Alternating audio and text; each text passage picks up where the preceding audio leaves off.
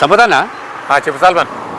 మన ఇద్దరం ఇప్పుడు టేకులపల్లి నుంచి వస్తూ ఉంటే ఏమైనా అబ్జర్వ్ చేసినావా అన్న? నువ్వు అడవిని వీడియో తీయడం చూశాను. ఇంకా ఆ పచ్చని చెట్లని వాటిని ప్లస్ అక్కడ ఉన్న వానరుల్ని కోతుల్ని ఓకే వాటిని కూడా తీయడం చూశాను. అన్న ఆ పచ్చదనం అనేది ఎట్లుంది? సూపర్గా ఆహ్లాదకరంగా ఉంది.